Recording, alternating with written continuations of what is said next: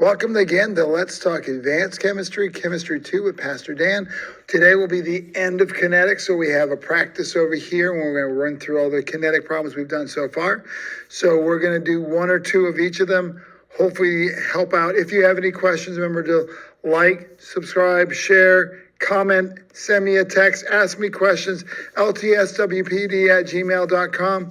Alrighty, so the first one was asking you to find the instant radio reaction from, those are our times from 0 to 100 seconds, and those are our concentrations from 3.1500 molar to 3.0750 molar. So sulfur pentafluoride is my reactant. It's disappearing as the reaction goes on. So we start for the first one from 0 to 10 seconds. So find the molar change, divide by the time change. Then we do 10 to 30 seconds, 0 to 50 seconds, and 0 to 100 seconds. Okay, so do each of those. All right.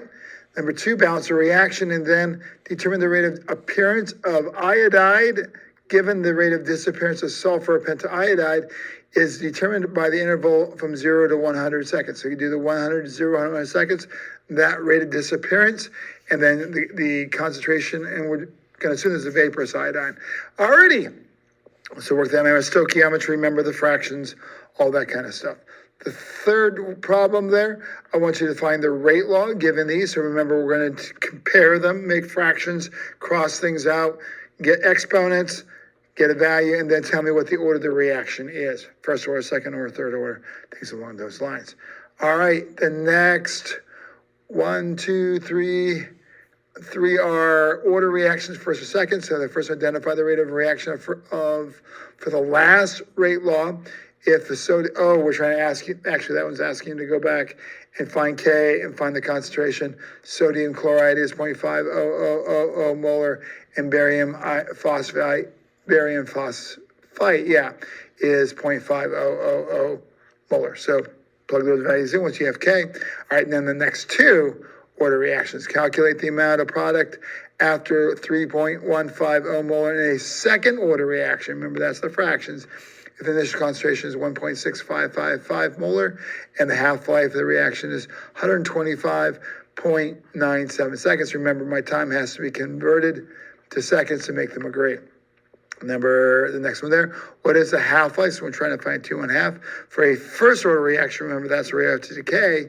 For a reaction, if the concentration goes from 5.000 molar to 0.9565 molar and 1.955, it's going to find K. From K, find T1/2. And then the last two are going to be Arrhenius, determine the energy of activation, the E sub A. If the reaction rate increases by 4, so we're going to flip the temperatures, remember, as the temperature increases 23.50 degrees Celsius, 91.35 degrees Celsius. And the last one, identify the temperature that a reaction will cause a rate of 2.1133 molar per second. If the rate of reaction is 0.7165 molar per second at 21.25 degrees Celsius, and the energy of activation is 51.276 kilojoules per mole. So I'm asking you to find there I'm going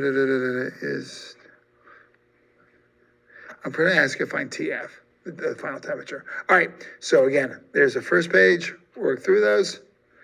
There's a second page, work through those. All right, very good. Okay, here are my answers. There, using that value in there, we get a value, good. There's my, and it's a second order reaction. Finding K, which is there. Finding my concentration, which is there. My concentration. My half-life, my energy activation, and my temperature. All right, hopefully not too bad. Take care. God bless. Bye.